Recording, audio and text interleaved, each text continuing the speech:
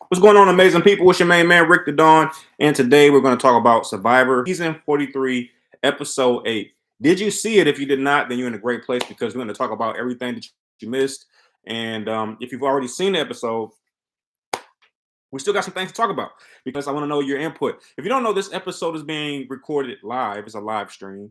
And I do it live so that, you can come in and also share your opinion. So if you didn't get a chance to catch me this time, the next time, next Wednesday, you know exactly where to be. The time is 9:43, which means I came on about 43 minutes after the episode ended. And that is what time you should have been here. All right, so Cody, Jesse, Coco, and Sammy are responsible for Dwight's exit. What do you feel about Dwight being voted out last tribal council? Are you okay with it? Are you okay with the way that it went down? Based on what we see this episode, we see that Cody, Jesse, Coco, and Sammy are the main corporates behind the Dwight decision. And I'll go out. I'll go ahead and say it. I was not happy to see Dwight go out this soon. I wasn't a big fan of Dwight, but I was hoping that he would go a little bit further.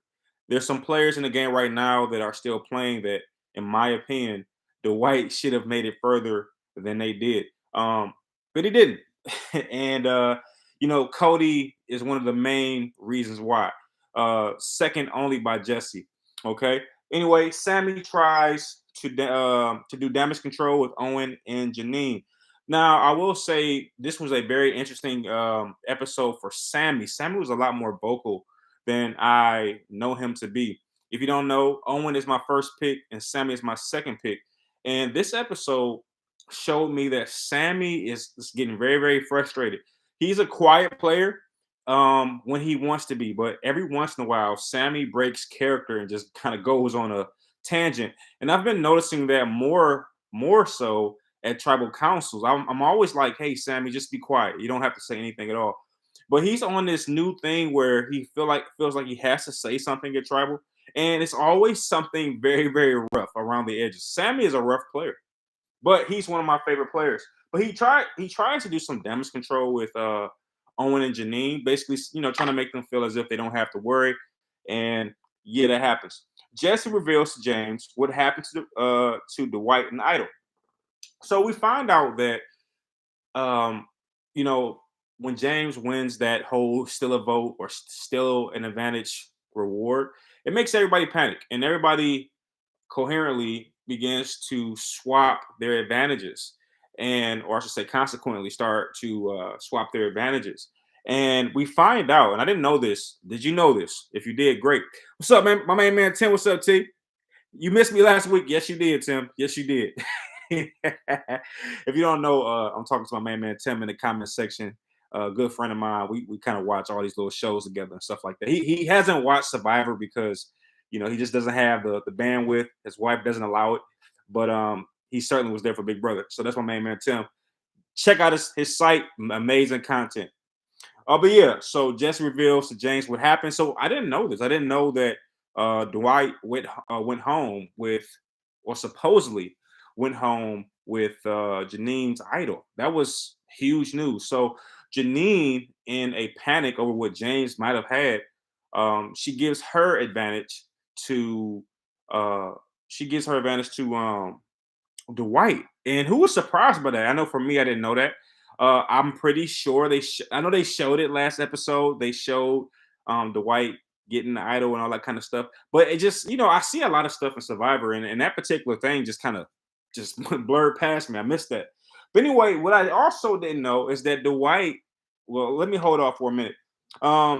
Jesse grabbed Janine's idol from Dwight. Did you know that? Did you know that part? So yes, Dwight does grab Janine's idol to keep it safe from James, I guess.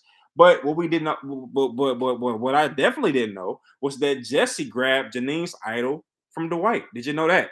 So that was insane to see that the idol swapped hands twice. It made me wonder a few things. It made me wonder if Janine was aware of that particular event happening, and it also made me wonder if it was a good move. Yeah, was it a good move? I'm gonna be honest with you. To me, it was a bad move for sure. Uh, yeah. I mean, James didn't even use the still advantage thing. Thought it was a lot of panic, and I'm noticing that about this game. It's a lot of panic involved, and I would argue that the player that can keep their cool under these crazy situations has the greater chances or has the better chance of survival in this game. So I would argue that Survivor is not just about having the last breath. It's about being cool under very dire circumstances. All right, but anyway, Owen reveals that he is adopted. This was a really interesting moment in the game where we hear more about Owen. Owen doesn't really tell us, he doesn't really talk a lot, in the show itself. A lot of times you see him working. But we finally find out more about him. We find out that he was adopted. And I guess I'm not surprised because when I see Owen, um, he doesn't come across as the traditional Asian. He just doesn't for me. He comes across as someone who was born and raised in America. And now we know why. Now I know why. Owen breaks down over feeling alone in the game. This is a very interesting part of the game. We see Owen start to break down. He feels as if he's on the outs. And I felt like I really wanted to reach into the screen and say, "Hey, Owen, you're doing a great job. Like, keep going, keep doing what you're doing. By no means don't let what you're seeing deter you from your greatness." And you saw that with Owen. He started to feel as if he didn't have a real influence on the game. And it's not hard to understand why he felt that way. You never really see Owen in the mix. He's usually on the outs. And I think this episode is when he finally realizes that he's on the outs.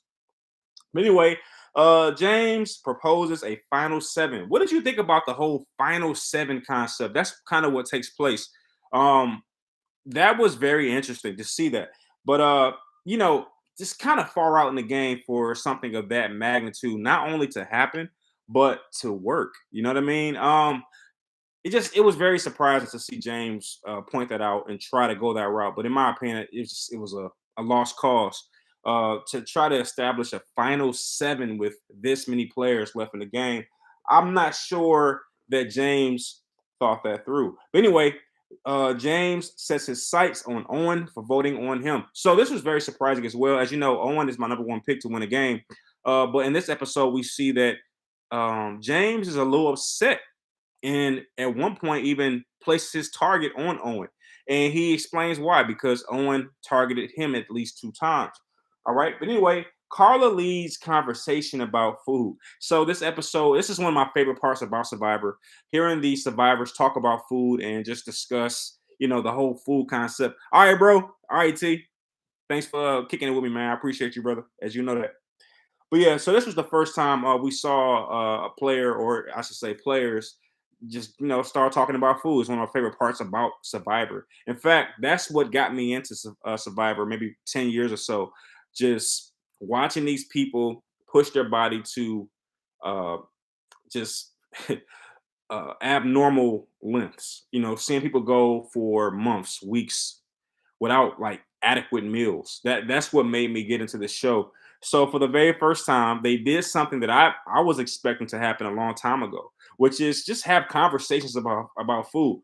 If you don't know, I once went 5 days without anything to eat but water. I just drank water, and all I talked about or all I thought about was food. So it's always surprising to me when I see the show and I don't see people talking about food. I'm like, hey, I've gone without food before. I know what it's like.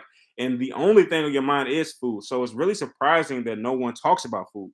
Well, that finally changed this episode when Carla details some random meal that she would probably eat the minute she had the opportunity. If I'm not mistaken, it was like pizza and tacos. It was like the most random contraption. And what I've learned from my years of doing this whole no food thing, I've done it several times. In fact, I've learned that your eyes are always bigger than your stomach. You finally eat something, and then next thing you know, you're full. Okay, you go a couple of days without food, and you're thinking to yourself, I would really like to eat a pizza wrapped in a taco or something stupid like that, or I want a taco wrapped in pizza sauce or something dumb like that. And then you take two bites out of it, and you're like, oh, okay, that's what I wanted, and it's not as good as you imagine. So obviously, I was able to understand where Carla was coming from when she was thinking up all these amazing foods, and then everybody else kind of jumps in. But anyway, Ryan seems to know his days are numbered, being a threat. So something interesting happens. Two things actually. Ryan admits to the camera, at least, that he is the caregiver of this particular tribe, and a lot of people know exactly where being the caregiver on Survivor gets you. Everybody who has watched more than 5 seasons, full seasons, knows exactly what happens when you're the caregiver on Survivor. And we definitely know what happens if you're the caregiver post merge. So we hear Ryan talk about being the caregiver, and he's very happy about it. In fact, I was impressed. We learned later on in this episode that he caught 21 fish. Like, dude, that's not even being a caregiver. That's like being the ocean itself. You know what I'm saying? So Ryan catches 21 fish, and I was very happy that he was very open about it. He admits that he grabbed so many fish because he was hoping that maybe it would, garner him some favor with the rest of the tribe mates. So that was kind of interesting. But I think he knows that his days are numbered because you saw him, like I said, going to get 21 fish. You saw him being more vocal about the fact that he is mortal in this game. So those things, in my opinion, were good to see. All right, Sammy uh realizes that he can't win in Final Seven Alliance. So I believe it was James, if I'm not mistaken, please forgive me, but I believe it was James who brought up the whole concept of a Final Seven. And like I said, this episode, Sammy was a lot more vocal than I am used to him being. And what he does is he immediately starts the process of deconstructing this Final Seven concept and idea, and he's one of the first detractors from this whole idea. I thought it was a great idea. I thought personally, what did you think about the whole Final Seven idea? For me, I thought it was a great idea. You got the guaranteed numbers there. You've already voted as a singular unit. 7 people voted the same way. Hey, ride that way. Why is it so difficult for Survivor players to create a Final Seven alliance? I've noticed that. Whereas in Big Brother, a Final Seven is still difficult to create, but not as difficult. But anyway, Sammy immediately starts to deconstruct this thing. But anyway, at the challenge, Jeff offers rice in exchange for 5 players to sit. Uh, how did you feel about this? We see 5 players sit down, and those players are Sammy, James, Cassidy, Jesse, and Carla. They all step out. What did you think about that? Was it a bad move for those players to sit out in such an important challenge? Or, hey, did it matter? So, what are you doing in that situation? Are you sitting out? Or are you playing in the game? Are you thinking about the tribe? Are you thinking about Rice? Great questions, right? Anyway, lots of smiles after Gabler fails. I noticed that once Gabler is in the competition and he eventually fails, a lot of people nodded their head, a lot of people smiled, and it made me believe instantly that Gabler could be on the outs if situations occur in a certain manner. I believe that Janine was well. I believe Janine was a bigger threat, which is why her day came a little bit sooner. But I feel like Gabler won't be or is not far off. Anyway, Owen beats Cody to make final. Yeah, Owen beats Cody to make final 10, right? Yes, so that was pretty cool to see. Owen, what did you think about that? I was very, very surprised to see Owen take this one, especially over Cody, someone who I have grown to appreciate. I was not or am not a big fan of Cody. However, I respect his gameplay, and if you know, you know that Owen is my number one pick to win a game, and the fact that he was able to take down a competitor like Cody, that was absolutely awesome. All right, I was happy to see that.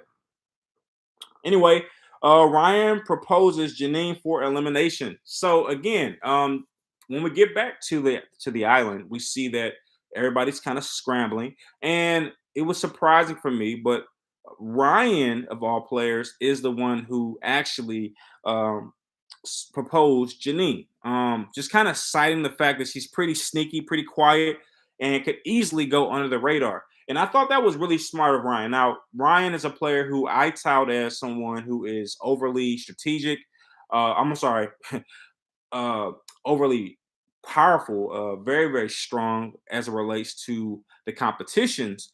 But as it relates to strategy, I would argue that Ryan has underperformed. But in this episode, we see him make a lot of strategic moves. How did you feel about seeing Ryan on the strategic side of things? Did that make you feel good? But anyway, James walks up to Sammy, planning to eliminate Ryan. So as Ryan is doing his little campaign about people he wants to see go home, we do see that that particular situation does flip. We see that James is offering Ryan's head on a stick. But anyway, Ryan spends hours fishing and misses opportunities to strategize.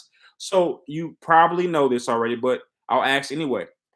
You saw what happened, and you also, if you saw the episode, you know that Ryan kind of made his pitches early, and then he kind of got lost in the ocean, and he was out there grabbing fish. How do you feel about the fact that Ryan spent 3 hours? I heard it was 3 hours fishing. That's a long time to fish. All right, I've never been a fisher. I've heard stories. I know it takes a long time. I've fished before, and it was a long time. But Ryan just takes the cake, right? He goes fishing for 3 hours, and you would think that that amount of time is enough time to hurt any player in Survivor without being in the constant mix of what's going on and what is, what's happening and what's not happening. So it's kind of awesome that he was able to do that in hindsight. But what did you think about that? Did you think that he was done for? I mean, as I'm watching everything play out in real time, and when I hear that Ryan's been fishing for 3 hours, I'm thinking to myself, hmm, how does that work in this modern game of Survivor? How does that work? But anyway, to my surprise, that is, things don't fall the way you expect. All right. But anyway, Cassidy is tired of women going home. What is up with the women going home? Can we just talk about that? So, yes, at some point, Cassidy does bring up the fact that she is tired of seeing women go home. And as you know, another woman goes home tonight. All right, that being Janine. How did you feel about Janine being voted out? We can't ignore the obvious. It's a lot of women going home this season, and I would argue that the numbers are greatly disproportionate. All right, I don't know them all. I don't know them all, but I do know this. I know Mariah went home. I know that NECA went home. I know that Justine went home. Lindsay went home. Uh, and then now you have Janine. I mean, it feels like a majority of the players that are being eliminated are women. And it makes me wonder, is Survivor sexist? Is it a game that, and you know what? Is it a primitive game? I'll ask it that way because if it's not a woman, it's a black player, right? Um, we saw that very early in this season with Mariah go home, and then we saw Nika go home. And I would argue that they were weak players. I'm not going to get on here and act as if that's not the case. They were very weak players, and we saw that because after they were voted out, their tribe thrived, right? So we obviously know that they were not that strong of players. But is the game sexist? Is it primitive? Is it racist? Yeah, it is. It is, folks. And I hate to say it that way, but I do want to point out that it doesn't bother me. In fact, I think that Survivor just mimics society to a great extent. Yes, I believe society is sexist. Just naturally views women as less superior and incapable of doing certain things. I think that's life.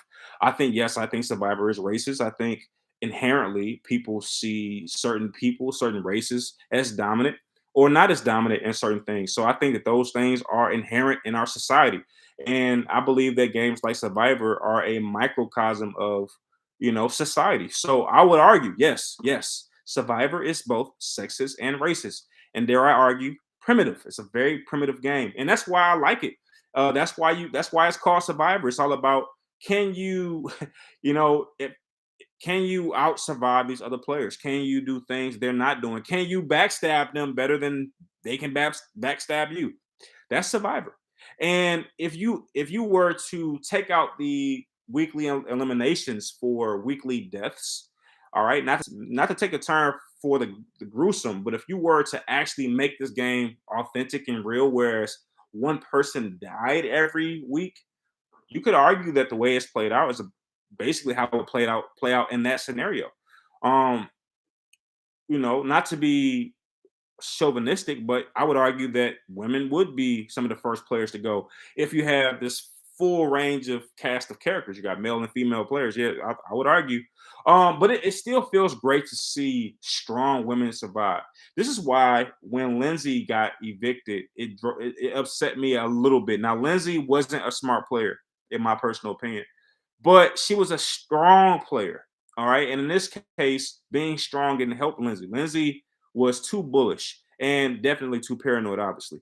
Um, but she was a strong female player and a player that makes me happy, which is why I'm even at this moment, I'm still happy that Carla is playing. Carla is like my last hope. If she gets evicted, then I'm like, okay, this is a man's show now. Survivor has officially devolved into a man's show because that's the only way you're gonna win. I mean, you have to be a man, right?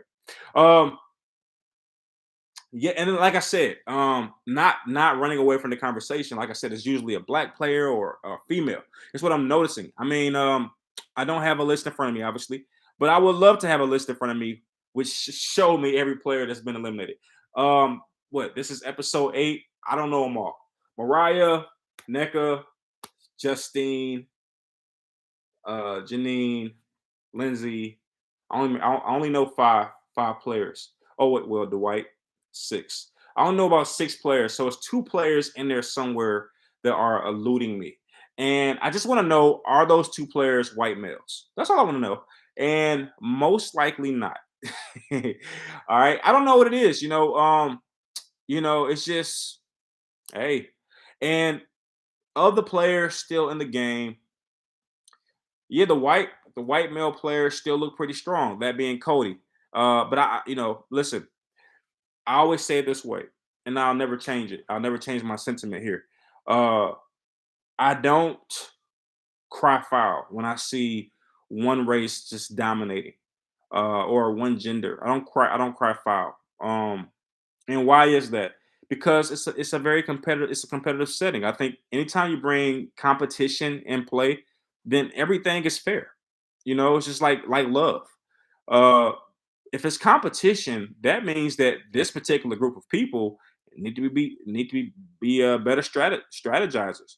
If you know the history of the game, then understand the history of the game. If I go to Survivor, if I play on that game and I know the history of Survivor, more likely than not, I am going to align myself with certain people because these people go further in the game.